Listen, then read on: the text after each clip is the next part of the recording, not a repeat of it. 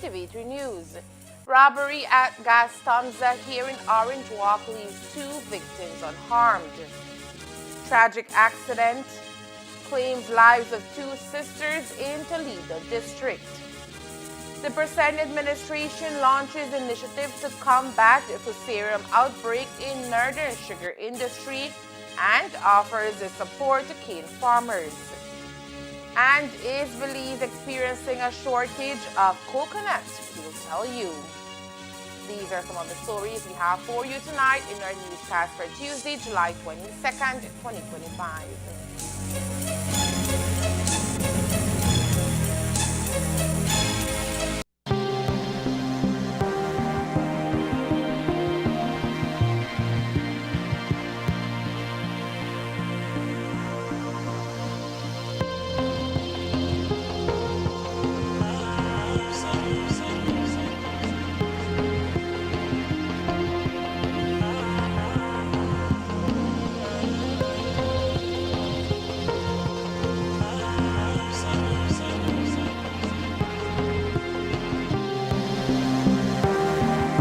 Let's all be safe during the rainy season. Belize Electricity Limited reminds you that heavy rains can cause flooding in your neighborhood and on roads. Avoid driving or walking in flooded areas, which can have hidden dangers such as debris and fallen power lines. Belize Electricity Limited cares about your safety. Please stay safe.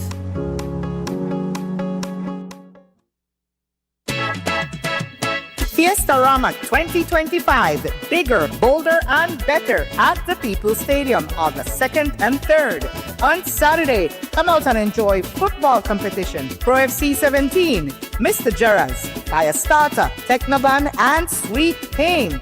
On Sunday, Dog Show, Cabalgata, Mexican Car Show, Panorific Steel Band, Busta B Band, Los Tios, DJ Baba, Father Jesse, mechanical rides, foods, drinks, and more. See you there.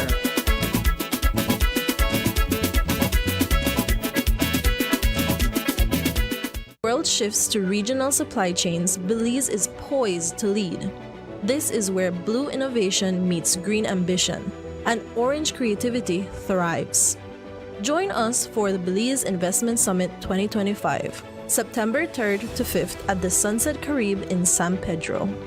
From agribusiness to aquaculture, from renewable energy to digital services, from tourism to trade, this is the future of regional integration, and it starts here.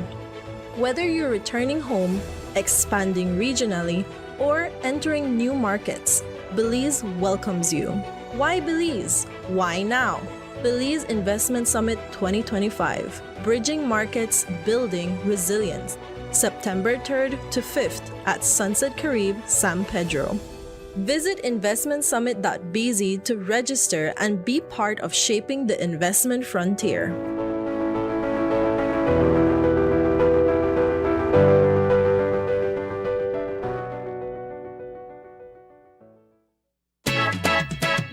Fiestarama 2025, bigger, bolder, and better at the People's Stadium, August 2nd and 3rd.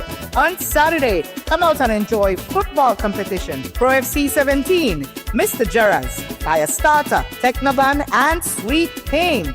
On Sunday, Dog Show, Cabalgata, Mexican Car Show, Panorific Steel Band, Busta B Band, Los Tios, DJ Baba, Father Jesse, mechanical rides, foods, drinks, and more. See you there.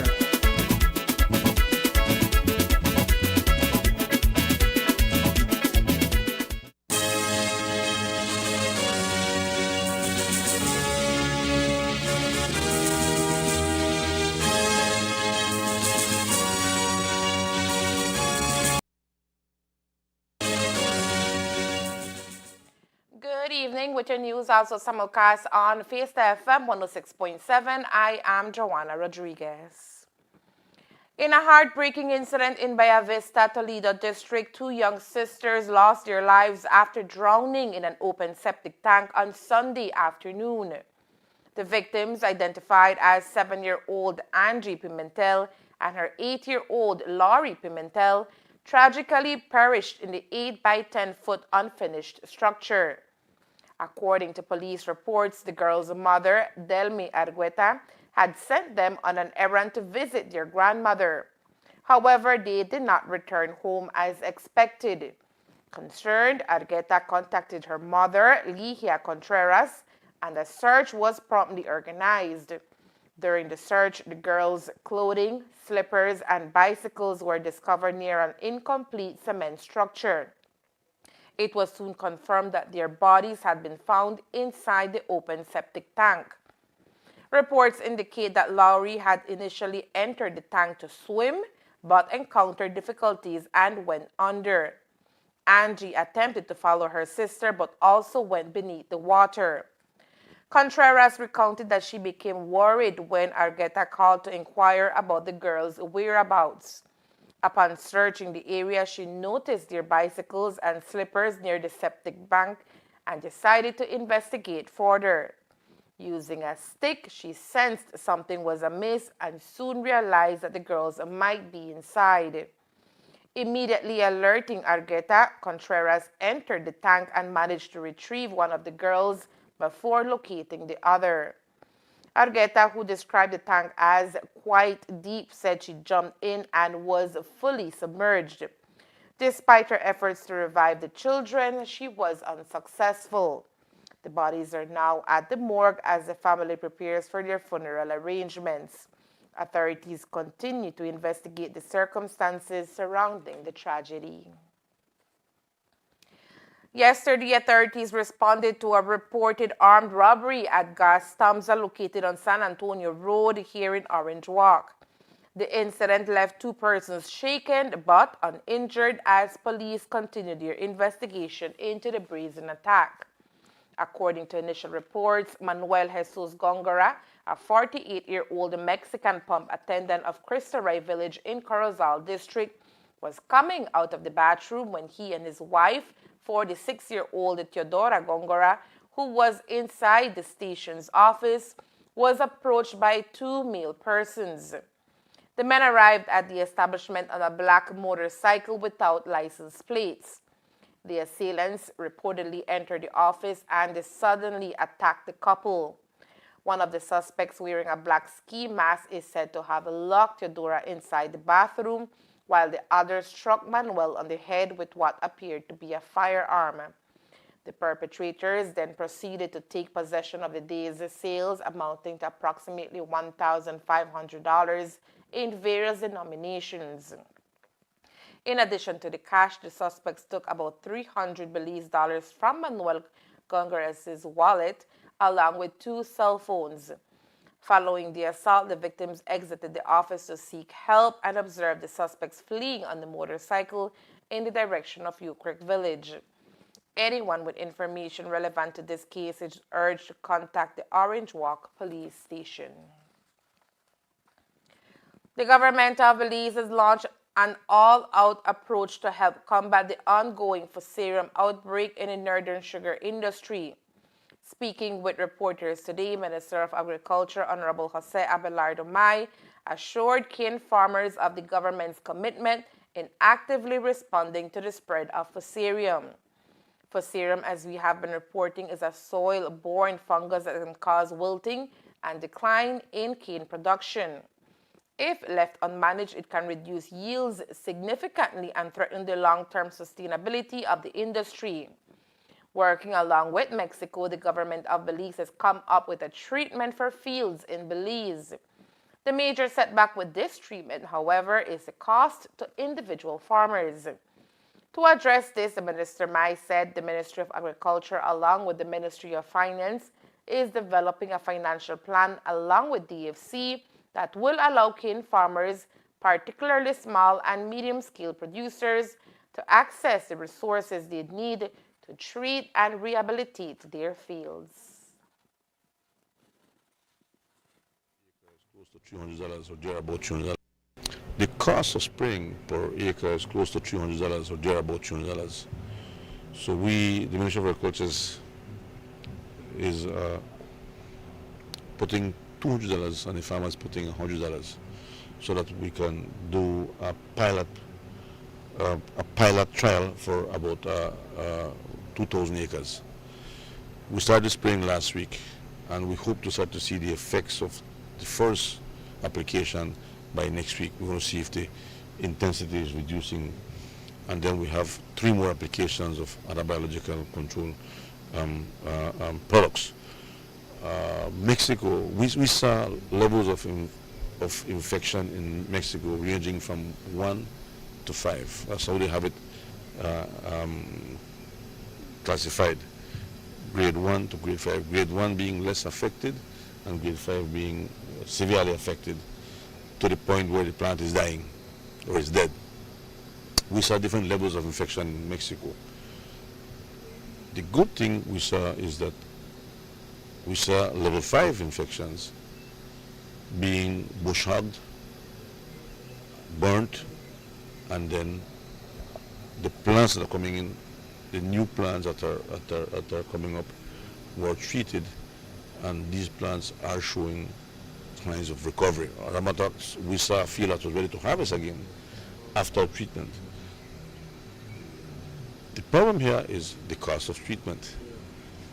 At $300 per ton, maybe it was coming at $300 per acre, it will translate to about $15 per ton to treat for zeroing cane fields. So, and the price right now is very depressed, and so we are in a very difficult situation.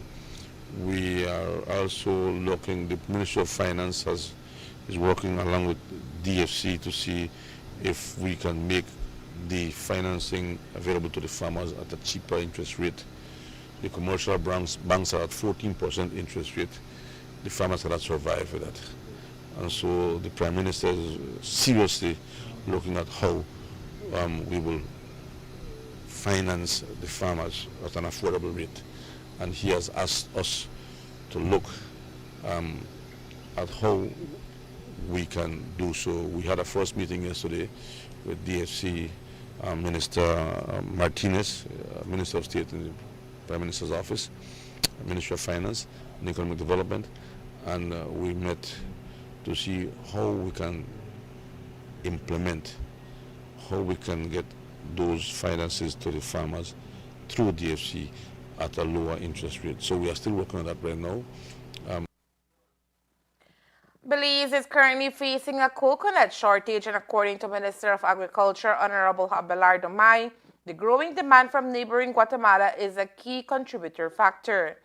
In an interview with the media today, Minister Mai confirmed that the country's coconut supply has been significantly affected by a surge in exports, particularly to Guatemala, where Belizean coconuts are in high demand due to their superior quality. The shortage has led to higher prices on the domestic market and growing concerns among small-scale processors, vendors, and consumers.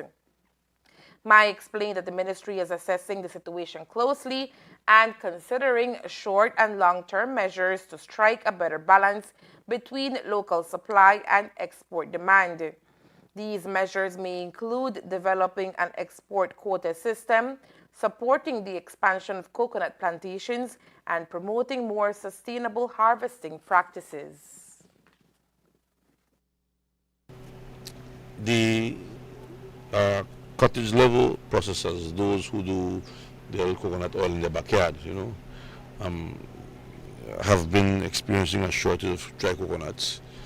Those who sell green coconuts on the street side also having difficulty getting green coconuts. We have close to about 18,000 acres of coconuts, and we have another maybe 3,000 acres or so to be coming to production in very, very near future, maybe by the end of this year. But the demand for coconuts is growing. The Guatemalans are buying all our dry coconuts. We've sold close to 800,000 coconuts to Guatemala. The Guatemalans are buying coconuts. So that has created a shortage for the cottage level processors. The green coconuts, Silgrass is buying much of the products in the southern part of Belize for bottling and exporting to the CARICOM. The local market, the fresh drinking water is taken off very well, and so the demand is high. But we also have established the market to Mexico for green coconuts, which we haven't tried it. At this time, we are retrofitting the BMDC's packing plant in Orange Walk. We are about to get that ready. Maybe next week it will be ready to start to receive coconuts, treat them and put them in boxes to export to Mexico. So that is maybe the next week or so will be ready. And so, and the main harvest for coconut will come in the next 6 months, I believe. We can start to harvest.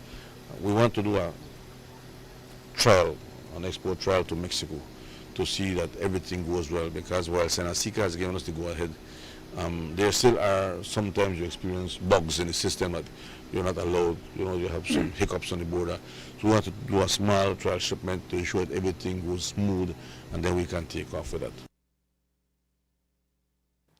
Coming up next, Belize progresses towards modernized public transport with 70% of bus operators audited in preparation for National Bus Company launch in 2026. Stay tuned. This is where blue innovation meets green ambition and orange creativity thrives. Join us for the Belize Investment Summit 2025, September 3rd to 5th at the Sunset Carib in San Pedro. This is the future of regional integration, and it starts here. Whether you're returning home, expanding regionally, or entering new markets, Belize welcomes you. Why Belize? Why now? Belize Investment Summit 2025, Bridging Markets, Building Resilience. September 3rd to 5th, Sunset Carib, San Pedro. Visit investmentsummit.bz to register and be part of shaping the investment frontier. Fiestarama 2025, bigger, bolder, and better at the People's Stadium August 2nd and 3rd.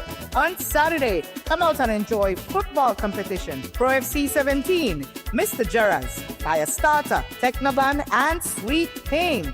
On Sunday, Dog Show, Cabalgata, Mexican Car Show, Panorific Steel Band, Buster B Band, Los Tios, DJ Baba, Father Jesse, mechanical rides, foods, drinks, and more. See you there.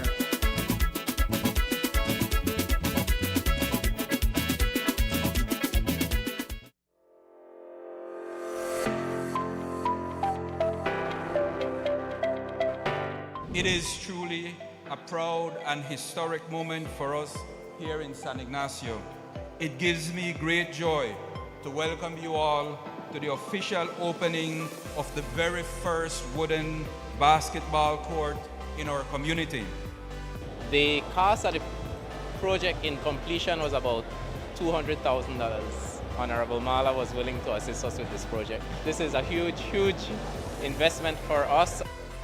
There can be serious development through sports, especially if the right foundation, having the right facilities are in place.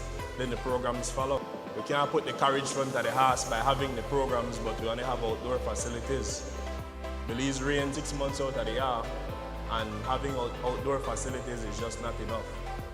Our focus is going to be on education, because that's a part of using sports as a vehicle to get as many of our athletes to international schools to play football, basketball, volleyball, track, whatever it is.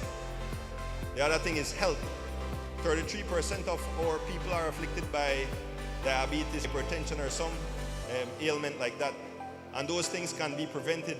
So we want to create again the facilities where people can go exercise, have fun.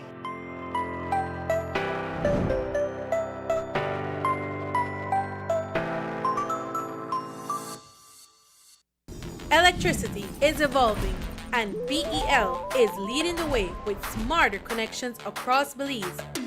Meet AMI, Advanced Metering Infrastructure. It's not just a meter, it's a smarter way to manage power. Smart meters record your energy use in real time and securely send the data to BEL. Key customer benefits include real-time insights into energy usage, improved home energy planning, integration of solar, battery, and EV technologies, and innovative customer service solutions. Get ready! AMI is coming soon to municipalities across Belize, including the Keys, to give you more control and reliability. BEL, bringing you a brighter tomorrow. World shifts to regional supply chains, Belize is poised to lead. This is where blue innovation meets green ambition, and orange creativity thrives. Join us for the Belize Investment Summit 2025, September 3rd to 5th at the Sunset Carib in San Pedro. From agribusiness to aquaculture, from renewable energy to digital services, from tourism to trade, this is the future of regional integration, and it starts here. Whether you're returning home, expanding regionally, or entering new markets, Belize welcomes you. Why Belize? Why now? Belize Investment Summit 2025, Bridging Markets, Building Resilience, September 3rd to 5th at Sunset Carib, San Pedro.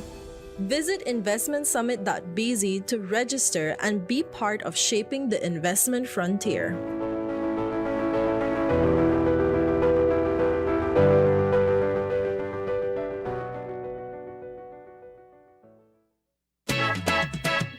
Fiestarama 2025, bigger, bolder, and better at the People's Stadium on the 2nd and 3rd. On Saturday, come out and enjoy football competition, Pro FC 17, Mr. Gerrans, Fire Starter, Technoban, and Sweet Pain. On Sunday, Dog Show, Cabalgata, Mexican Car Show, Panorific Steel Band, Buster B Band, Los Tios, DJ Baba, Father Jesse, mechanical rides, foods, drinks, and more. See you there.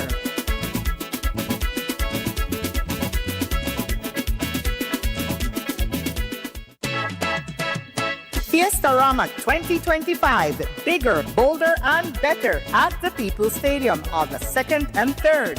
On Saturday, come out and enjoy football competition, Pro FC 17, Mr. Gerrans, Fire Starter, Technoban, and Sweet Pain.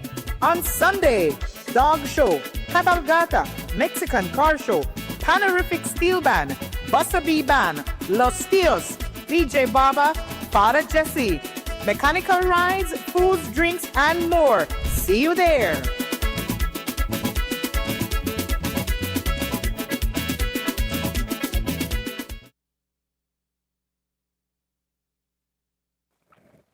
With the threat of Fusarium tropical race 4 looming over banana-producing countries across the globe, Belize is stepping up its efforts to safeguard one of its most important agriculture exports. Today, the Ministry of Agriculture, Food Security and Enterprise, MAFSE, hosted a National Forum on Fusarium TR4 at Dream Valley Resorts Conference Room in Tea Kettle Village, bringing together national and international experts, farmers, and industry stakeholders. The event forms part of a larger regional initiative known as Proyecto Fusarium R4T, supported by the Republic of China, Taiwan, through Taiwan ICDF and in collaboration with the International Regional Organization for Plant and Animal Health, OIRSA. The forum is designed to enhance Belize's readiness to prevent and manage destructive banana disease, which has already caused significant damage to banana industries worldwide. One of the key highlights under the ongoing project is the field evaluation of 3 banana varieties, including Formosona, Williams, and Gran Enano, at test sites in Central Farm and the Banana Belt in Stan Creek. Preliminary results of initial testing, according to Minister of Agriculture, Honorable Jose Mai, are promising, especially for the Formosona variety, which produced 2 productive harvests. The Ministry of Agriculture, along with Baja, OIRSA, and Republic of China, have now planted out a new cultivar. This cultivar originated in Taiwan. Formosana is the name of that cultivar. It is a mutant and it is resistant to the TR4 fungus. So we did the trials in Belize.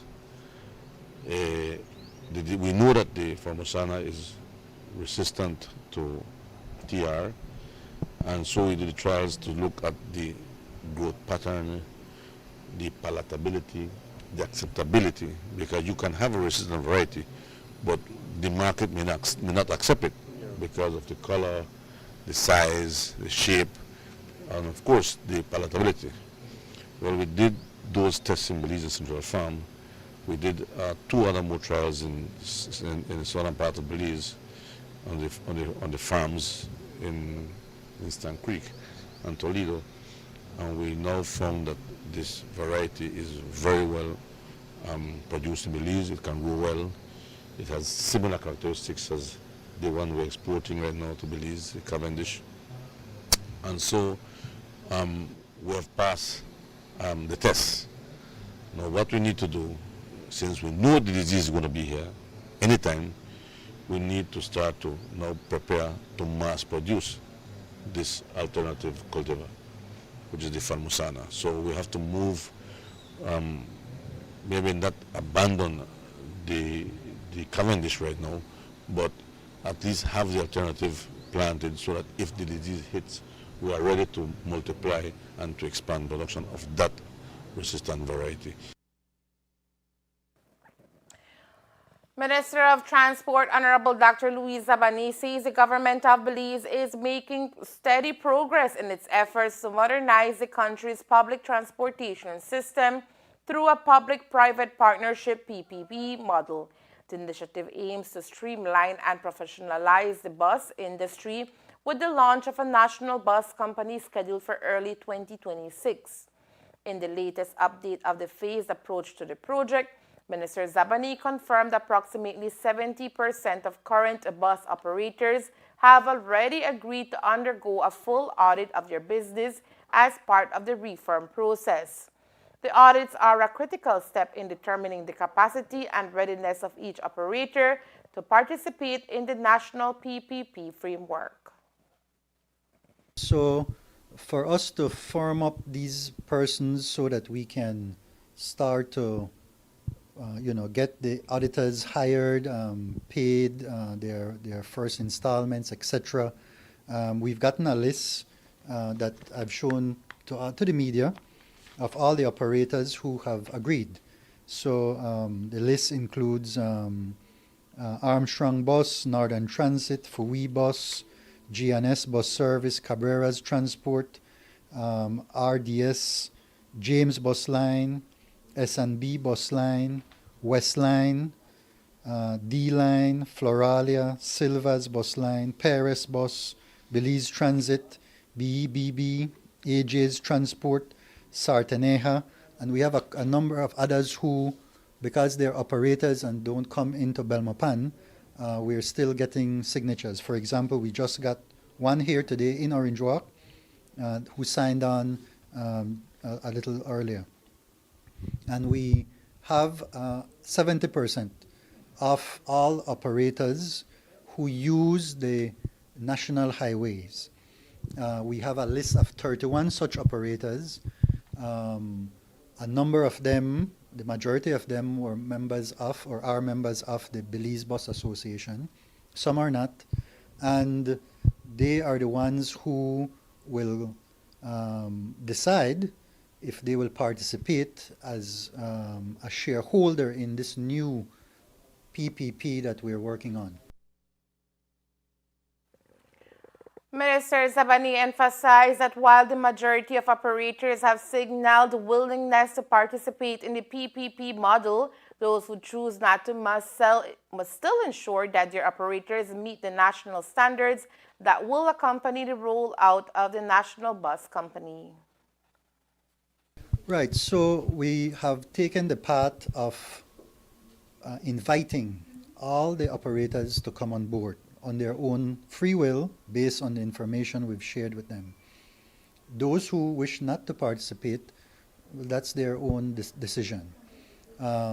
We also explained to them that, for example, the permits that they get to use the national highway have 18 criteria. when we did the analysis as we came to office, we saw that by the time we got to the fifth criteria, a whole number of buses, bus operators would not be able to operate as they stood at that time. So now we've been working with them and ensuring that they're doing the things that they need to do. So that if you don't be a member of the National Bus Company, no problem, but the National Bus Company and all operators will have to meet these minimum criteria. We expect that within 2 years or so, after the consolidated bus company starts in January of next year, that within 2 years or so, we would have a brand new fleet of buses. A part of the contributions of government into the company would be the bus terminals. We want to raise those to international standards. We've also spoken to other potential partners, for example, Social Security Board, the insurance companies. These are entities that always look for good investment opportunities for their funds, and we've said that we will be preparing a prospectus for them to look at in more details within the next coming month or two. So these are the kinds of things. We also formed an advisory committee of the very stakeholders we have been consulting, who have brought very good ideas on how we could make this a reality for the benefit of all our commuters. The ministry says additional consultations with operators and public will continue in the coming months as part of the transition phase. The PPP is expected to bring significant improvements such as scheduling, fleet quality, driver training, and customer service across the public transport network. Cabinet had given me up to the end of July to come back with the figures from the auditors. The auditors asked for more time, and in fact this process of getting the whole list completed is taking a little longer than we thought. So it will not be the end of July, it will have to be closer to the end of August, the middle of September, that I'll be able to formally present to the Cabinet all that we have at this point in time. The Cabinet will then, in their wisdom, decide, okay, we've gotten this and we go ahead or we don't go ahead. And if they give the green light to go ahead, then we would be presenting in the next couple of months to them things like the company structure, the draft legislation that will be protecting the interests of the PPP, information on the likely source for the 200 or so new buses that we'll be getting, information on, say, the cashless ticketing system, the scheduling software that we'll be using, the maintenance program that we will have in place, the training program for the bus operators, because now, for the bus drivers, I should say, because now drivers will have to pass a particular test. We don't want anybody to jump in a bus. You have 55 people plus many times standees. You can't just come green and just drive a bus because you can steer it. You have to have certain qualities and knowledge on how to secure the safety of all of your passengers. So all these things, by the way, which we have already started to work on, so that by the time, if Cabinet gives the green light, we will then be able to have many of these things already in place, so that we don't delay the start date implementation of January 1st, 2026, God willing. As part of the planning process to modernize the transport industry, the ministry has established an advisory committee made up of various stakeholders, including government representatives, technical experts, and members of the transport sector. The committee is tasked with guiding the design and implementation of the PPP model and ensuring transparency and fairness in the process. However, the initiative has faced criticism from the Belize Bus Association, BBA, which issued a release this week expressing concern over its exclusion from the committee. The BBA particularly objected to the inclusion of an operator who is not a member of the association.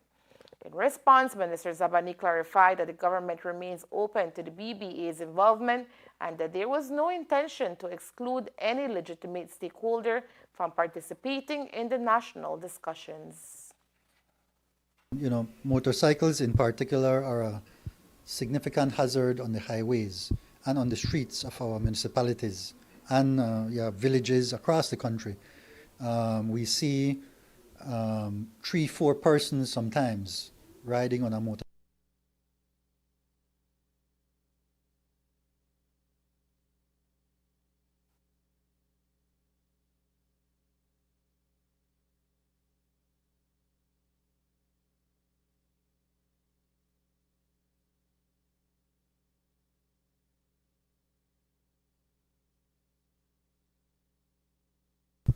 Cabinet had given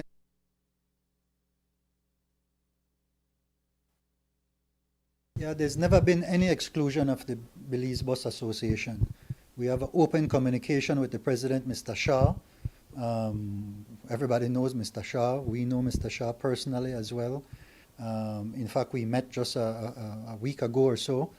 And if it is that they feel slighted in any way, Mr. Shah is welcome to be a member of the advisory committee. We certainly value his years of experience, so that was not done in any way, shape, or form to disrespect them. What happened is that we have a tight timeline that we need to keep. We need to give the final number of operators to the auditors so that they can start their work. Those who remain now at the Belize Bus Association, are the minority, 30% or so of them, of the 31, who have not signed on yet.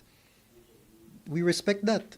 So we have selected someone who has been participating in our meetings, Mr. Blease. Good suggestions, and in some cases, good criticisms, and we feel that his experience as an operator, whether or not he's a member of the BBA, that's neither here nor there, we feel that he brings a lot to the table. So we invited him to be, as a smaller operator, to be there on the advisory committee to share his perspectives and his ideas. So that is how he was selected. But again, Mr. Shah is more than welcome to be a member of that advisory committee, no problem. As part of its broader push to modernize Belize's transportation system, the Ministry of Transport is turning its attention to the growing use of motorcycles across the country and the urgent need to improve safety standards for riders. Minister of Transport Honorable Dr. Louise Zabani says the ministry is increasingly concerned about the rise in traffic fatalities involving motorcycles, particularly in rural communities where motorcycles have become a popular and affordable mode of transport.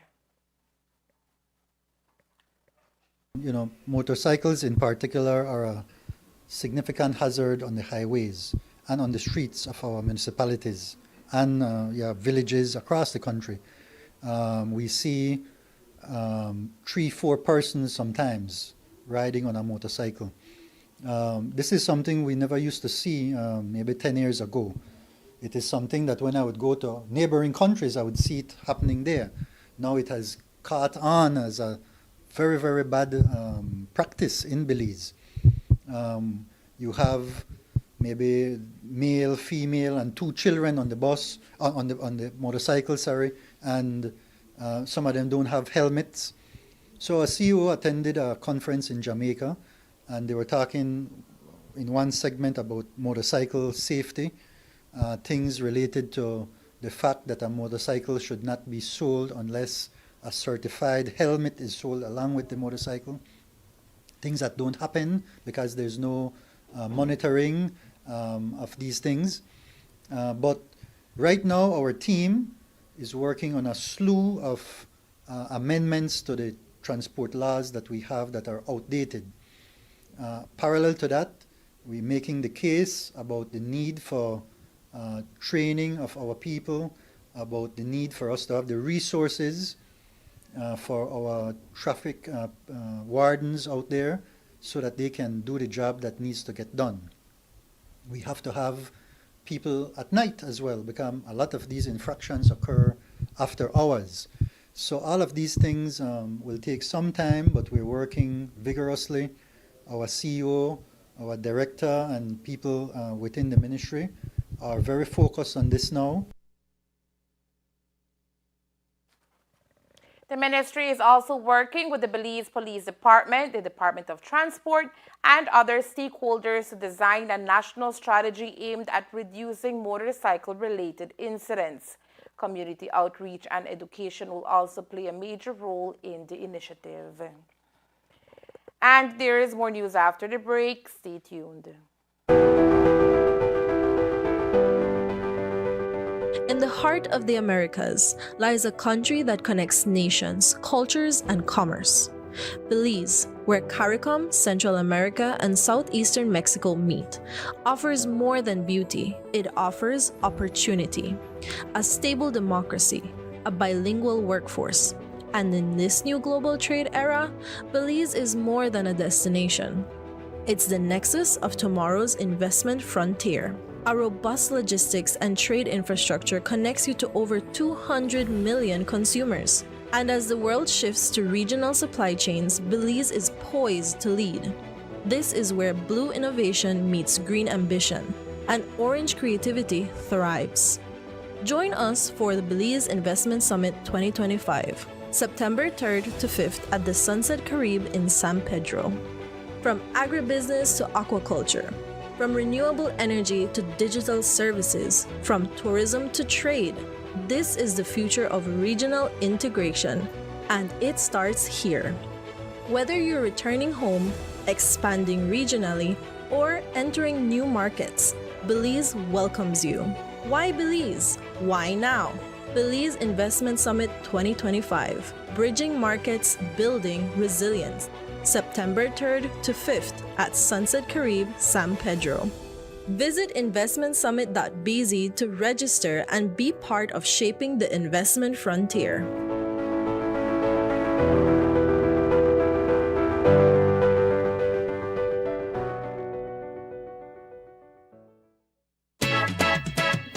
Fiestarama 2025, bigger, bolder, and better at the People's Stadium, August 2nd and 3rd. On Saturday, come out and enjoy football competition, Pro FC 17, Mr. Jaraz, Fire Starter, Technoban, and Sweet Pain. On Sunday, Dog Show, Cabalgata, Mexican Car Show, Panorific Steel Band, Busta B Band, Los Tios, DJ Baba, Father Jesse, mechanical rides, foods, drinks, and more. See you there.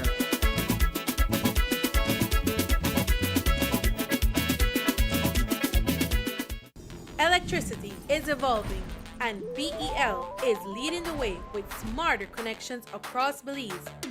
Meet AMI, Advanced Metering Infrastructure. It's not just a meter, it's a smarter way to manage power. Smart meters record your energy use in real time and securely send the data to BEL. Key customer benefits include real-time insights into energy usage, improved home energy planning, integration of solar, battery, and EV technologies, and innovative customer service solutions. Get ready! AMI is coming soon to municipalities across Belize, including the Keys, to give you more control and reliability. BEL, bringing you a brighter tomorrow.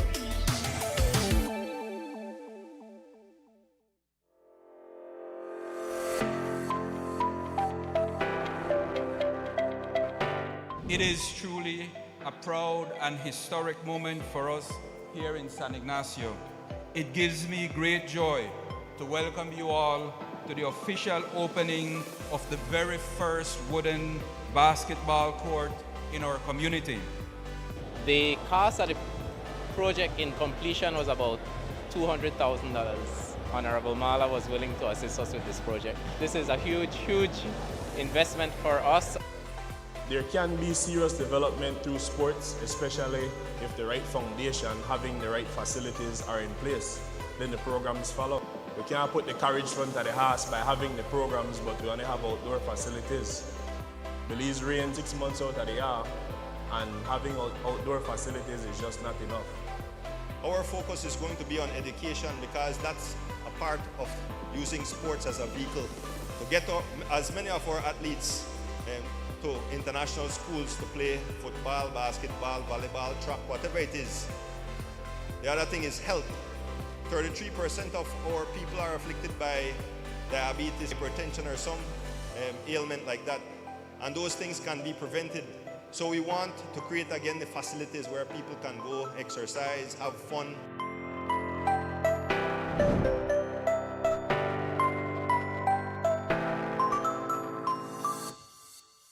World shifts to regional supply chains, Belize is poised to lead. This is where blue innovation meets green ambition, and orange creativity thrives. Join us for the Belize Investment Summit 2025, September 3rd to 5th at the Sunset Carib in San Pedro. From agribusiness to aquaculture, from renewable energy to digital services, from tourism to trade, this is the future of regional integration, and it starts here. Whether you're returning home, expanding regionally, or entering new markets, Belize welcomes you. Why Belize? Why now? Belize Investment Summit 2025, Bridging Markets, Building Resilience, September 3rd to 5th at Sunset Carib, San Pedro. Visit investmentsummit.bz to register and be part of shaping the investment frontier.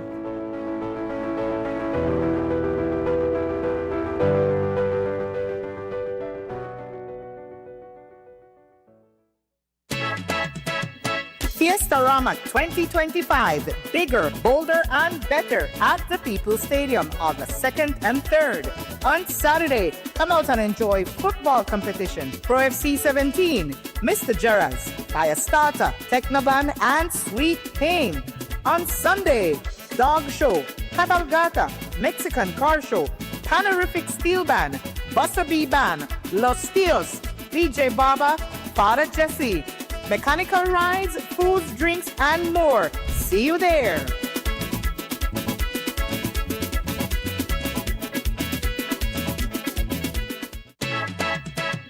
Fiestarama 2025, bigger, bolder, and better at the People's Stadium August 2nd and 3rd. On Saturday, come out and enjoy football competition, Pro FC 17, Mr. Gerrans, Fire Starter, Technoban, and Sweet Pain. On Sunday, Dog Show, Cabalgata, Mexican Car Show, Panorific Steel Band, Busta B Band, Los Tios, DJ Baba, Father Jesse, mechanical rides, foods, drinks, and more. See you there.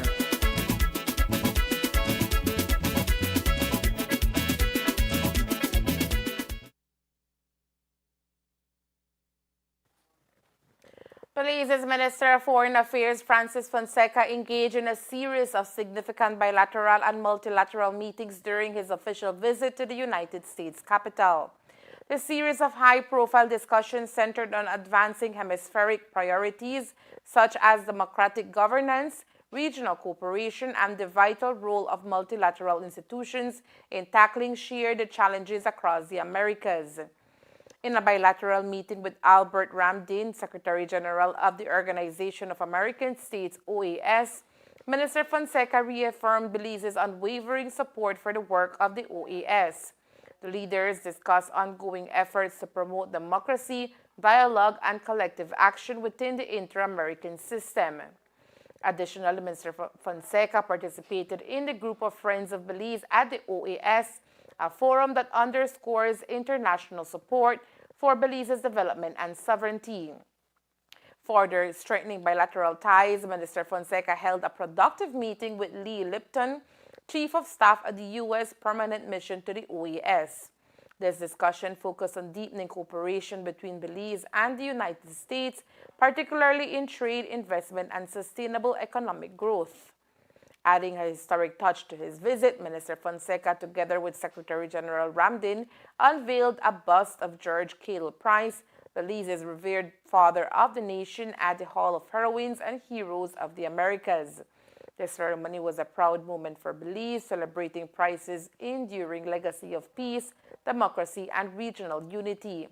In his remarks, Minister Fonseca reflected on the significance of the tribute. As we unveil this bust, we do more than honor a great Belizean. We renew our collective commitment to the ideals he lived by. May his likeness stand here as a quiet reminder that peace is possible, leadership can be moral, and that the dream of a better world begins with each of us. George Cadle Price led Belize to independence in 1981 and remains a symbol of principled leadership and social justice. His legacy continues to inspire regional leaders and underscores Belize's commitment to democratic ideals. The Ministry of Public Service, Governance and Disaster Risk Management has added 2 brand new Honda UTVs to the National Fire Service's emergency response fleet. These rugged 4x4 utility vehicles will significantly enhance the capabilities of fire personnel at both the Placencia and San Pedro fire stations. The UTVs allow firefighters to swiftly transport a portable pump to any accessible water source and pump water directly to the fire truck on scene. The official handing over took place last Friday in Placencia Village, where Minister of the Public Service, Governance and Disaster Risk Management, Honorable Henry Charles Usher, presented one of the UTVs to the officer in charge of the Placencia Fire Station, Thomas Moreira. The second UTV was dispatched to the San Pedro Fire Station and received by the officer in charge, Kenneth Mortis. Both UTVs are expected to improve the fire service's ability to access structures located directly on the beach, which are often challenging to reach with traditional fire trucks. Also in attendance were Minister of State in the Office of the Prime Minister and Stand Creek West Area Representative Honorable Rodwell Ferguson, Chief Executive Officer in the Ministry of the Public Service, Governance and Disaster Risk Management, Rolando Zetina, and Fire Chief of the National Fire Service, Colin Gillett. And that's the news. We invite you to join us for another newscast on Wednesday, July 23rd here on CTV3 News and Fiesta FM 106.7. Remember that to read a text version of the news, you can visit our website, CTV3BelizeNews.com. You can also log on to our Facebook page for current stories at facebook.com/CTV3BelizeNews or YouTube channel at CTV3 News BZ. From all of us here at CTV3 News, thank you for watching and listening. Good night.